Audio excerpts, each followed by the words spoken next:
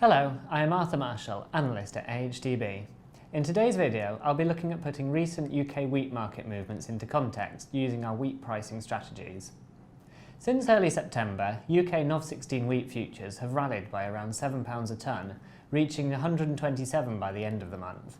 Factors lifting the market included wet weather and frosts in different parts of Australia, concerns over rain-related delays to the US maize harvest, and signs that Egypt may be in a position to buy once more on the world market.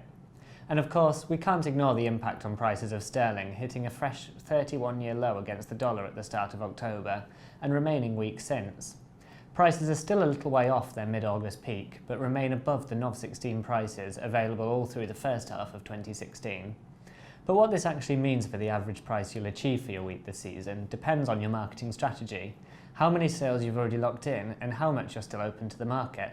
Our 5 example pricing strategies for this season help to show how much difference the latest rally makes for a range of approaches. We are continuing to see those strategies that made sales pre-harvest, when NOV16 futures were consistently below £120 a tonne for 5 months, lose out this season. This is in stark contrast to last year when these approaches gave the best returns. The weakest strategy to date is still the stop-loss ladder, designed to cut losses in a falling market while following rallies upwards. Look at our launch article last year for more detail on how this works.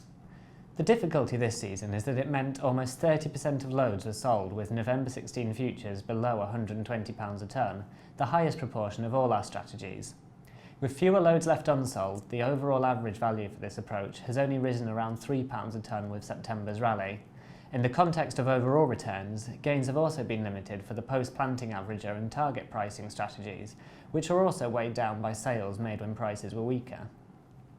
Meanwhile, our post-harvest averaging strategy, selling equal volumes once per month from August onwards, made no sales with November 16 futures below £120 a tonne, or at least so far. This approach still has around 77% of its volume left to sell, meaning the recent rally has made a £5.50 a tonne difference to average returns. Our out-of-season selling strategy, speculating mostly on prices after the new year, is in a similar position. But of course, where there's opportunity, there's also risk, and with neither of these strategies using options, they are also the most sensitive to any fall in markets.